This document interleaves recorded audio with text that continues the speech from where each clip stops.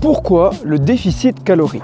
Notre cœur bat, nos yeux s'ouvrent, se ferment sans cesse, nos poumons se remplissent, se vident. Tout ce système fonctionne avec un carburant qui s'appelle les calories. Oui, comme une voiture qui a besoin d'essence pour rouler ou comme un feu qui a besoin de bois pour s'alimenter. Mais pour nous, ce sont les aliments qui nous font fonctionner. 2 œufs avec 2 tranches de pain plus un fruit le matin, 125 g de poulet avec une portion de légumes et 80 g de riz le midi, le soir, 120 g de poisson accompagné de 200 g de pommes de terre, une portion de légumes avec un peu d'huile d'olive et un yaourt. Voici un exemple d'alimentation que notre corps a besoin seulement pour fonctionner au repos. Mais si au petit déjeuner on rajoute 200 g de skyr, une banane et 20 g d'amandes, puis entre le midi et le soir une tranche de pain avec du beurre, là on rajoute des calories que le corps a besoin pour se déplacer, pour faire du sport, etc. En moyenne, 1700 calories, c'est ce que le corps dépense uniquement au repos. C'est-à-dire, encore une fois, pour faire cligner nos yeux, gonfler nos poumons, on peut finalement rajouter 500 calories de plus pour l'activité physique, ce qui fait environ 2200 calories utilisées durant le cours de la journée. Eh bien, si nous enlevons une partie de ce dont notre corps a besoin, comme le skyr ou alors encore la tartine avec du beurre, ou encore une fois les amandes, cela nous fait un déficit de moins 400 calories. Et donc, notre corps sera dans l'obligation de puiser dans une autre source. Et cette source, c'est la graisse. La graisse est une réserve d'énergie. Et ton corps n'a pas le choix, il doit continuer à fonctionner. Et voici comment on fait pour maigrir. Si l'on donne moins